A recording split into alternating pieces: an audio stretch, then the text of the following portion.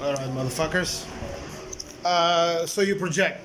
So the people, once they're in the room, the supposedly the suite, how do you call it? The suite, the unit, right? You don't call it the unit. You have to also watch out. Obviously, the basics for any liner is not talking about do you want to buy today. Don't say the word buy. Don't say the word sell or the cost or problems.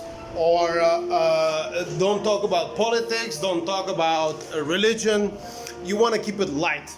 Okay, anything that coincides with the brain with some issues or something negative, it's actually going to be positive, negative on you and your results. Okay, so you want to stay away from those topics, but everybody kind of knows that, so I don't like to mention things that people already know. I just want to explain that the reality of sales, and the reality is painting pictures very, very important.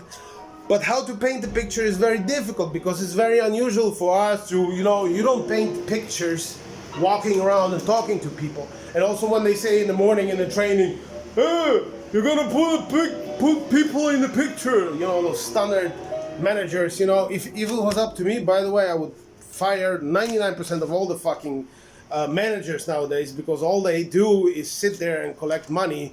They're not creative. They don't have really incentives to be creative, whatever, they get money, it's like a mafia.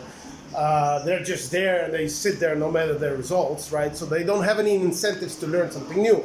Anyways, so how to learn to put people in a picture, I'm going to talk about that later. But that's in the sales room, in the unit. That's when the people go, like, usually it's on the beachfront, right? And if you live in fucking Oklahoma, you come to a beachfront, nice 1 or 2 bedroom, you're like, holy fuck it, holy, I haven't stayed in something like this before. Your shit goes up, your energy. It's like somebody showing you fucking Ferrari. You're gonna be like, whoa! It doesn't matter if you're gonna buy it or not, right? Your fucking thing go up. Anyhow. So let's say you're there's a pitch for that. Then you go back to the sales room, which is normal. You have a wall tour where you have some pictures of other resorts that you have. So again, pictures, you put the people in the picture. Then you sit down on the table, you do a quick TO, we call it the turnover, or a point of information. Sorry, first you do a point of information. What is a point of information?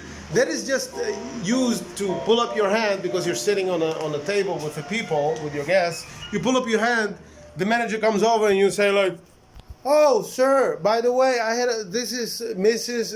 And Mr. and his kids or whatever, right? Or he's alone, or it's a gay couple, or it's black, or it's white, whatever. And you, for example, you know that your manager is from Canada and they are from Canada. That's perfect, okay? So a lot of sales rooms, they put the type of people together, right?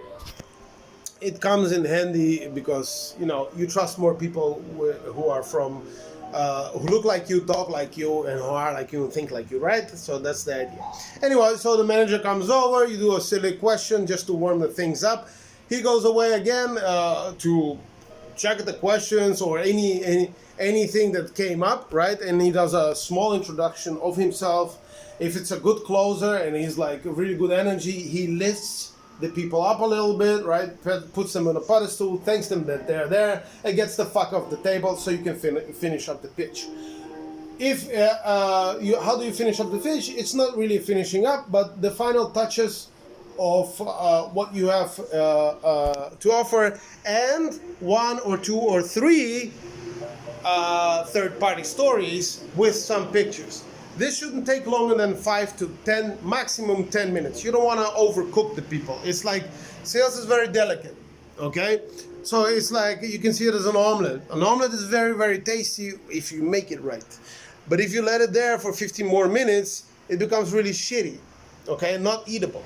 It's the same with sales. If you put somebody there for way too long, just blah, blah, blah, blah, blah, blah, blah, blah, blah, you overcook the couple, and they get fucked up, and they just want to get the fuck out of there, okay? They don't have the attention span. By the way, why is the presentation, again, only 90 minutes? 90 minutes, right?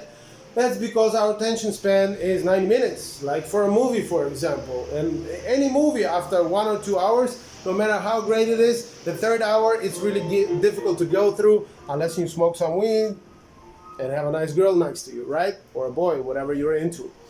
or you're alone, you know, like my jiu-jitsu teacher, Mark Stables. I went one time with a girl and I saw him coming out of the thing alone. It was fucking weird. Big up, Mark. If you're looking for a good jiu-jitsu player, Playa del Carmen, it's either Mark Stables or the other guy. What's his name? Gabriel, Gaston, whatever. He's pretty good too. Look him up.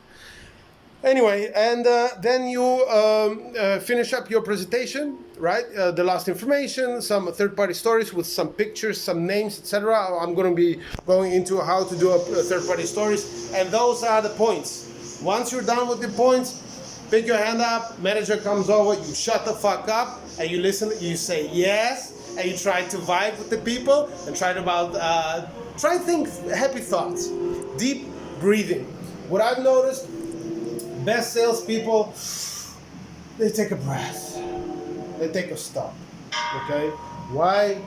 Because everybody's kind of tense, and it is your job, it is your fucking table to get the thing less tense. Even if the closer is an asshole, make it light, make fun about it, right? If he's being rude, tell the people that he just lost his mom. His fucking whole family just burned down in a terrible crash. Or whatever the fuck, or or you tell them he reminds me of your uncle in Russia. This crazy guy lives in Siberia, minus 50. Sometimes he runs naked through the fucking woods. It's insane. Don't tell him I told you that. People will be like, oh shit, you know, instead of thinking, well, that's a rude asshole. Why am I saying that? Because a lot of managers have a hectic life, have a difficult life. They already have a lot of money. They're very established, and a lot of times they don't like the client, they don't give a fuck, they'll fuck up your couple, they fuck up your day.